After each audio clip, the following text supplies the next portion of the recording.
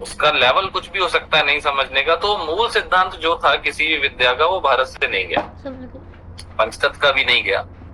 तो पंचतत्व का जो मूल सिद्धांत है उसको भारत के अंदर गुरुजी ने पढ़ा, समझा, अपने गुरु से लिया, उसको डेवलप किया, उसको सीखा, उसको उसके बारे में जाना शास्त्रों से, और उसके मूल सिद्धांत को वापस ऊपर उठाया।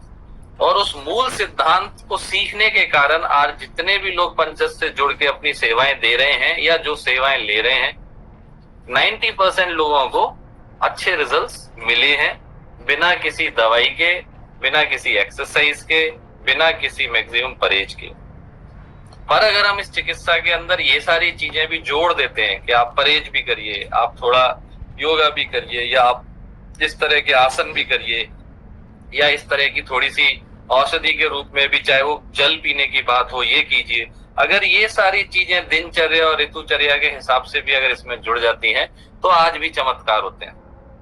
मतलब चमत्कार नहीं है विज्ञान, पर आदमी को, आज कलयुग के आदमी को चमत्कार लगते हैं। वो इतना त्वरित असर और बदलाव दिखाते हैं। अब जो मूल सिद्धांत है हम उसकी बात कर लेते हैं। बहुत सरल है, कुछ भी बहुत डिफिकल्ट नहीं है, खासकर भारत के वासियों के लिए तो कुछ भी नहीं है। मूल सिद्धांत सिर्फ इतना है कि ये शरीर जो है ये 5 तत्वों से बना हुआ है। एक्चुअल में पूरी सृष्टि ही 5 तत्वों से बनी हुई है। तो इस पे एक बात मैं थोड़ी सी ईश्वर की भी कर लेता हूं कि एक कृति होती है, जो उसको बनाता है वो कृतिकार होता है, जो उस कृति को बनाता है। तो जिसने प्रकृति को बनाया है वो परमात्मा है। तो परमात्मा की कृति को हम प्रकृति बोलते हैं। ये कुछ और अलग नहीं है ये शब्द। हम प्रकृति प्रकृति प्रकृति कहते हैं। प्रकृति आया कहां से? परमात्मा की ये कृति है, इसलिए ये प्रकृति है। और भारत का सारा विज्ञान प्रकृति से ही जुड़ के डेवलप हुआ है और बना है।